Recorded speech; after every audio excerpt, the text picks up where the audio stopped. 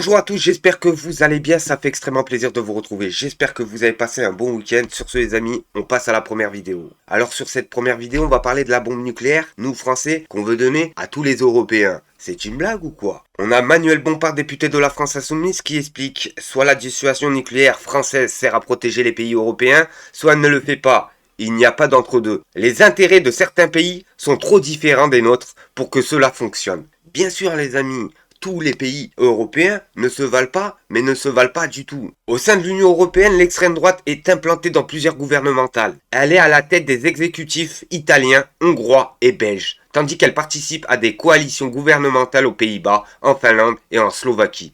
Ce courant apporte aussi son soutien sans participation au gouvernement suédois. Le problème c'est quoi les amis? C'est que si la coalition européenne serait tous du même côté, il n'y a pas de souci, on peut la prêter, on peut la donner, il n'y a pas de souci. Mais c'est pas le cas, c'est vraiment pas le cas. On a le gouvernement suédois qui est de l'extrême droite, on a le gouvernement de Finlande, gouvernement Belgique extrême droite, gouvernement Pays-Bas extrême droite, gouvernement Slovaquie extrême droite, gouvernement Hongrie extrême droite, gouvernement italien extrême droite. Ces dernières années, de nombreux États membres de l'Union européenne ont vu des partis politiques d'extrême droite progresser dans les urnes.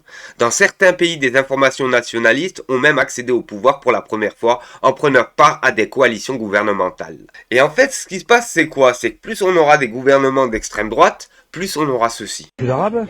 Plus d'arabes, y'a plus d'arabes. Oh, y'a plus d'arabes, y'a plus d'arabes. Plus d'arabes. Oh, oui, ils sont tous partis de Marseille. Ouais, ils sont tous partis. Oh, y'a plus de voleurs. Oh, regarde, regarde. Français. Nous, les Italiens, on est immigrés aussi. Regarde. C'est pas un arabe, c'est pas arabe, c'est pas arabe. Y'a plus d'arabes. Y'a plus. Regarde, tous des... Bonjour. Et vous pensez bien les amis qu'on peut pas passer notre dissuasion nucléaire à des personnes comme ça, des personnes qui sont des racelards et des racelards en puissance. Bref les amis, on regarde la vidéo et on fait une petite réaction. L'indépendance de l'OTAN, elle passe notamment par le fait que la France a une dissuasion nucléaire. Oui.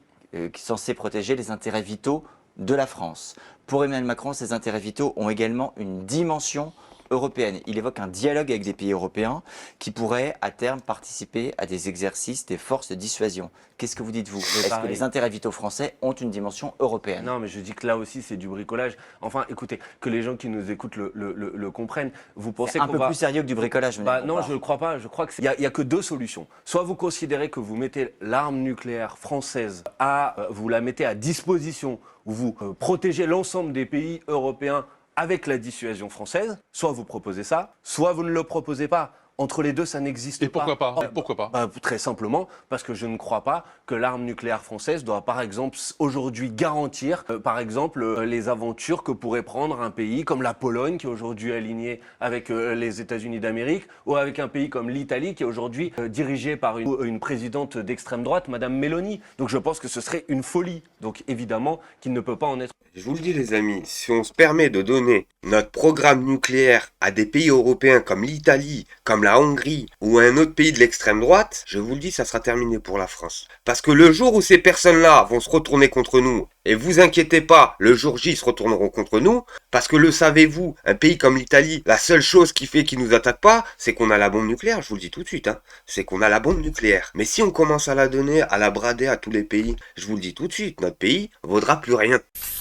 Et sur cette deuxième vidéo les amis, on est obligé de parler de Christophe de Chavannes, condamné pour conduite sous stupéfiant. Il a rendu hommage et la chaîne l'a fait démissionner. Condamné en première instance, l'animateur s'est mis en retrait de l'émission. Un hommage lui a rendu samedi soir sur le plateau. Malaise ce samedi soir devant l'émission Quelle époque sur France 2, l'animateur Christophe de Chavannes, condamné récemment pour conduite sous l'emprise de stupéfiants en récidive, a annoncé se mettre en retrait de l'émission hebdomadaire qui présentait aux côtés de Léa Salamé et de plusieurs chroniqueurs. J'ai décidé de retraite qui m'a fait mal au cœur, qui m'a fait mal au ventre. On me traite si mal alors que toute ma vie j'ai essayé de faire le bien, a déclaré Christophe de Chavannes, les armes aux yeux, en début de l'émission. Mais c'est pas que t'as fait du bien toute ta vie que tu peux te permettre de rouler drogué jusqu'au bout, c'est pas possible. Et vous avez vu, on les attrape un par un. Ces personnes qu'on voit à la télévision, à chaque fois ils sont drogas, et ils sont drogas jusqu'au bout. On nous explique que c'est un récidiviste, Alors c'est bien qu'il ait démissionné, je le répète, c'est même très bien, même si on sait très bien que la chaîne l'a forcé. Mais je suis désolé. Attendez, excès de vitesse et positif à la cocaïne, l'animateur Christophe de Chavannes condamné à que 1 200 € d'amende et à l'annulation de son permis. Sa Porsche 911 confisquée. 1 200 € d'amende, c'est tout. Mais pour ces personnes-là, 1 200 €, c'est comme s'ils jetaient 12 €, je vous le dis tout de suite. Cette personne-là aurait dû être condamnée à minimum 100 000 € d'amende. 100 000 €, oui. Et une confiscation indéfinie de sa Porsche 911. C'est une blague, et après il s'étonne pourquoi il récidive. Mais c'est parce que ces personnes-là s'en sortent toujours bien. On l'a vu avec l'autre, la Pierre Palmade, qui va bientôt sortir de prison. Le mec, il était drogué jusqu'au bout, il a décimé toute une famille. Derrière, il fait même pas 2 ans de prison. Et après, on va stigmatiser, toujours les mêmes, les jeunes de quartier, en expliquant que tous les drogués de France sont là-bas. Mais non, les amis, ils sont pas là-bas. Ils sont devant votre télé. C'est ceux qui programment vos émissions de propagande tous les jours. Et là, vous avez vu les amis, les dirigeants européens ont réalisé une photo de famille pour afficher leur unité dans la poursuite de la guerre en Ukraine. Vous pourrez l'imprimer et la contempler quand nous serons dans les tranchées face aux Russes. Moi, je comprends pas c'est quoi l'objectif en fait. Même les Américains, ils ont dit que vous avez aucune chance. Alors c'est quoi l'objectif? Nous, les Européens, on n'a pas d'argent. On n'a pas d'argent. Alors pourquoi on prête encore de l'argent? Enfin, prêter. Pourquoi on donne encore de l'argent alors qu'on n'a déjà pas d'argent? Vous taxez nos retraités, vous taxez nos jeunes, vous taxez plus de 90% des Français qui travaillent, qui se lèvent tous les jours. Et vous pensez quand même gagner cette guerre. C'est hallucinant, les amis. Parce que je vous le rappelle que les Russes, eux, sont dans le positif comparé aux Européens. Ils ont plus d'argent que nous, ils ont plus d'hommes que nous, ils ont plus d'armement que nous, ils ont plus de technologie que nous. Et bien sûr, maintenant, ils ont le soutien des Américains. Vous pensez bien qu'on fait pas le poids. Alors je vais répéter ma question. Pourquoi ces personnes-là veulent envoyer nos jeunes sur les tranchées russes? Parce que pendant qu'on donne de l'argent en voiture en voilà aux Ukrainiens, il n'y a pas de souci les amis. On a nos jeunes en France qui peuvent même plus se permettre de recevoir le RSA. Mais vous êtes sérieuse là? Donc en gros, vous êtes en train de me dire que je dois aller travailler pour toucher le RSA maintenant. Mais c'est quoi encore cette arnaque là? Monsieur, c'est la nouvelle réforme qui est entrée en vigueur le 1er janvier 2025.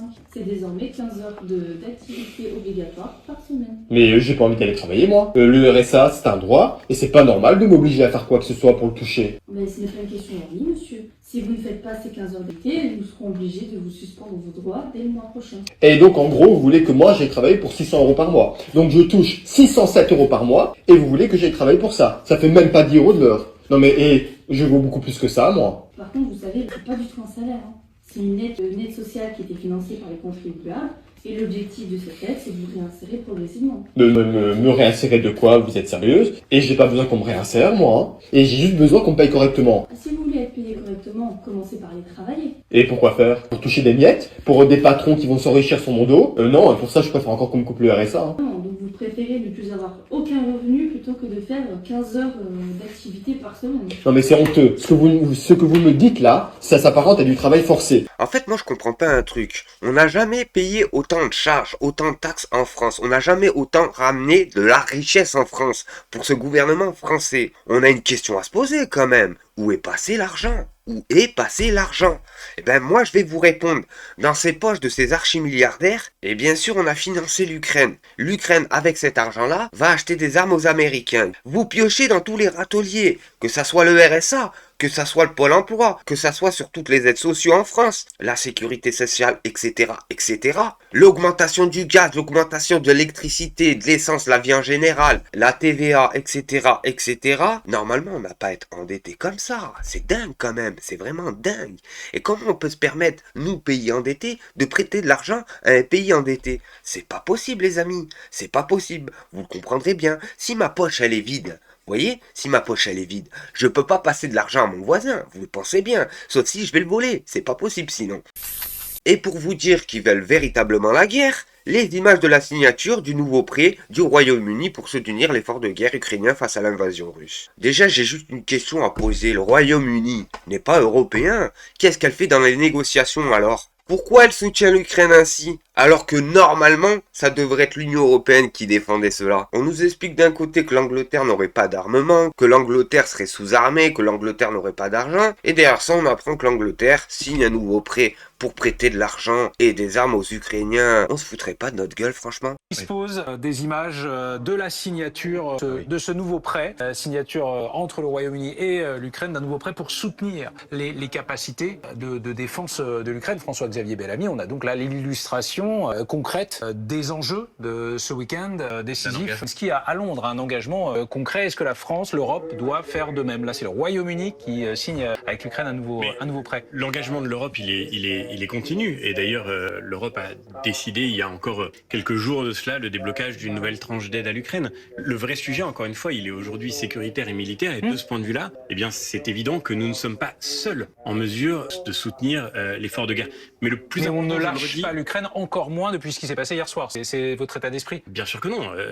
Je crois, pour ma part, et je suis absolument convaincu qu'il y a quelque chose de terrifiant dans le fait qu'aujourd'hui, aux États-Unis, tant de dirigeants soient incapables de dire que l'Ukraine a été attaquée par la Russie. Et pourquoi la Russie attaque-t-elle l'Ukraine?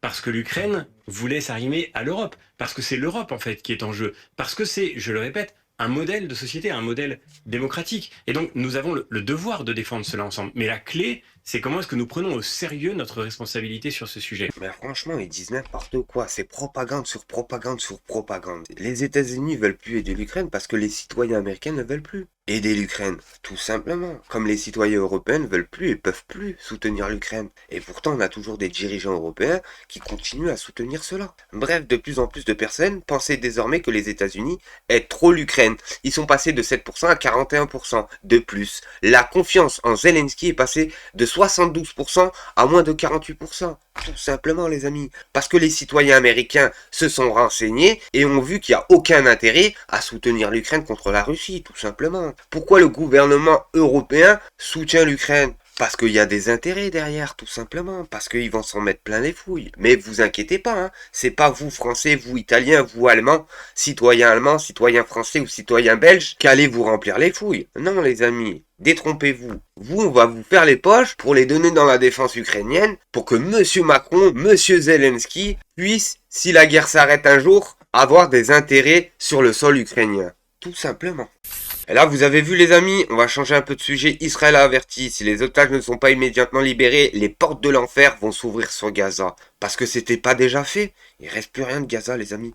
Plus une infrastructure debout. Il n'y a plus rien qui pousse là-bas. Un insecte debout. Ils ont tout anéanti. Plus de 1000 tonnes de bombes, ils ont bombardé là-bas. Et ils nous expliquent qu'ils n'auraient pas déjà ouvert les portes de l'enfer. Déjà ce matin, plus aucun camion d'aide humanitaire n'entre à Gaza. Tsahal attend les ordres d'attaque, ça va chauffer. Pourquoi ils se comportent ainsi? Parce qu'ils ont les Américains sur leur botte, tout simplement. Parce qu'ils ont vu que Trump était à leur botte. Parce qu'ils ont vu que les Américains allaient construire un bastion là-bas. Alors, avant que les Américains puissent venir poser leurs fesses là-bas, vous inquiétez pas, ils auront déjà installé des infrastructures israéliennes. Et c'est pour ça qu'ils gambergent ainsi, et c'est pour ça qu'ils réfléchissent ainsi.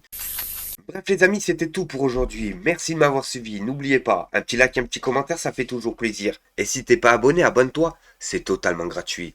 Merci à tous.